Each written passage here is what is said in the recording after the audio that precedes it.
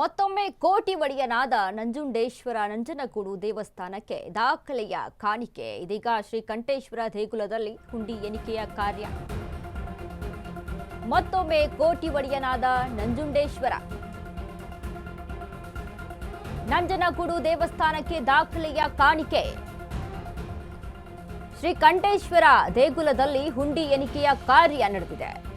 ಒಂದೇ ತಿಂಗಳಲ್ಲಿ 2,46,28,000 ಸಂಗ್ರಹ ಆಗಿದೆ. 50 ಗ್ರಾಂ ಚಿನ್ನ, 2 ಕೆಜಿ ಬೆಳ್ಳಿ ಸೇರಿ ವಿದೇಶಿ ಕರೆನ್ಸಿಗಳ ಸಂಗ್ರಹ. ಹುಂಡಿ ಎಣಿಕೆಯಲ್ಲಿ ದೇಗುಲದ ಸಿಇಒ ಕೃಷ್ಣ, ಬ್ಯಾಂಕ್ ಸಿಬ್ಬಂದಿ. ದಿನೇ ದಿನೇ ಶ್ರೀಮಂತನಾಗುತ್ತಿರುವಂತಹ ಶ್ರೀಕಂಠೇಶ್ವರ ಮತ್ತೊಮ್ಮೆ ಕೋಟಿ ಒಡೆಯನಾದ ನಂಜುಂಡೇಶ್ವರ ನಂಜನಗೂಡು ದೇವಸ್ಥಾನಕ್ಕೆ ದಾಖಲೆಯ ಕಾಣಿಕೆ. ಶ್ರೀಕಂಠೇಶ್ವರ ದೇಗುಲದಲ್ಲಿ ಹುಂಡಿ ಎಣಿಕೆ ಕಾರ್ಯ.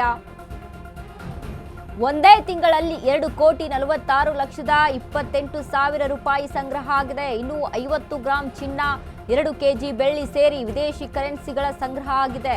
ಹುಂಡಿ ಎಣಿಕೆಯಲ್ಲಿ ದೇಗುಲದ ಸಿಇಒ ಕೃಷ್ಣ, ಬ್ಯಾಂಕ್ ಸಿಬ್ಬಂದಿ. ದಿನೇ ದಿನೇ ಶ್ರೀಮಂತನಾಗ್ತಾ ಇರುವಂತಹ ಶ್ರೀಕಂಠೇಶ್ವರ.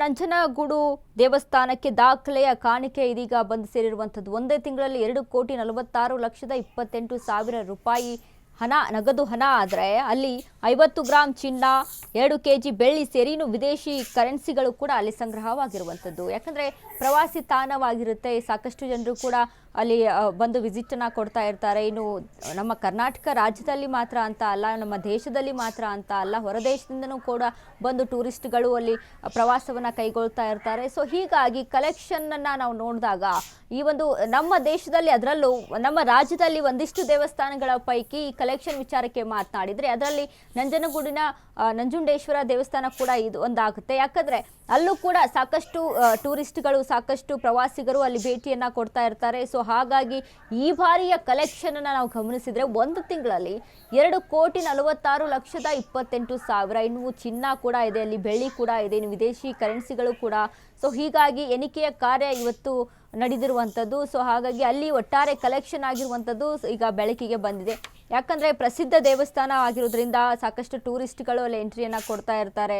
ಪ್ರವಾಸಿ ತಾಣವಾಗಿರೋದ್ರಿಂದ ಅಲ್ಲಿ ಸಾಕಷ್ಟು ಜನರು ಅದಕ್ಕೆ ಬಂದು ಅಲ್ಲಿ ವಿಸಿಟನ್ನು ಕೊಡ್ತಾ ಇರ್ತಾರೆ. ಸೊ ಹೀಗಾಗಿ ಅಲ್ಲಿ ಕಾಣಿಕೆಯ ಸಂಗ್ರಹ ಕೂಡ ಅತಿ ಹೆಚ್ಚಾಗಿದೆ. ಈ ಮತ್ತೊಂದು ಗಮನಿಸೋದಾದರೆ ನಮ್ಮ ರಾಜ್ಯದಲ್ಲಿ ದೇವರು ಅಂತ ಅಂದರೆ ಸಾಕು, ಜನಗಳು ತುಂಬ ಅಂದರೆ ಕಾಣಿಕೆಯನ್ನು ಹಾಕುವಂಥದ್ದು. ಈ ರೀತಿಯಾಗಿ ದೇವರಿಗೋಸ್ಕರ ಒಂದಿಷ್ಟು ರಥಗಳು, ಪೂಜೆಗಳು, ಇನ್ನು ಅವುಗಳ ಬೇಡಿಕೊಂಡಂಥ ಒಂದಿಷ್ಟು ವಿಚಾರಗಳಿರುತ್ತೆ. ಅದನ್ನೆಲ್ಲವನ್ನು ಕೂಡ ಈ ಕಾಣಿಕೆ ರೂಪದಲ್ಲಿ ದೇವಸ್ಥಾನಕ್ಕೆ ಅಲ್ಲಿ ಅರ್ಪಿಸ್ತಾ ಇರ್ತಾರೆ. ಸೊ ಹಾಗಾಗಿ ಇಷ್ಟರ ಮಟ್ಟಿಗೆ ಒಂದು ದಾಖಲೆ ಕಲೆಕ್ಷನ್ ಅನ್ನು ಮೀರಿದೆ.